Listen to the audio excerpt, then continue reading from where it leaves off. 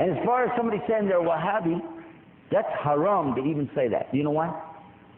Who knows it's wrong to say that? Why? Why? That's the name of Allah. Al-Wahhab. Is it? Is that the name of Allah? Do you not remember I was just talking about in another section, don't make fun of Allah's names? And you're calling somebody a Wahhabi? You can't say it about yourself and you cannot say it about somebody else. Because it's Allah's name. Don't play with it. And by the way, the people who played with that were the enemies of somebody, but they didn't want to call him by his name, his followers by his name, so they called it by his father's name. His name, he lived 270 years ago, his name was Muhammad ibn Abdul Wahhab. But they don't call him Abdul Wahhabis, or bin Abdul Wahhabis, or Mohammedans, because they know you can catch them in what they're saying.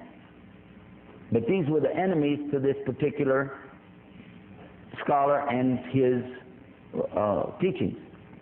What he was saying is that basically you shouldn't worship people in their graves, and you shouldn't worship the grave site, and you shouldn't build these big temples in there to go to. And his followers tore down those places in the graveyards, and they became so angry that instead of dealing with the facts, he brought the proof.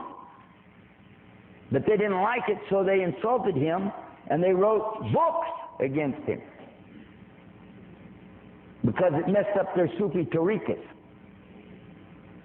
Okay? So they did that, and they lied, and they keep on lying until today.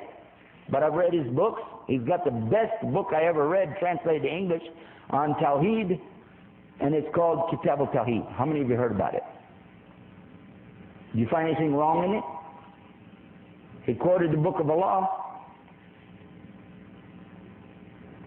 And they can't argue with that, so they just said a label, Wahhabi. And some people call themselves Wahhabi and they think it's good.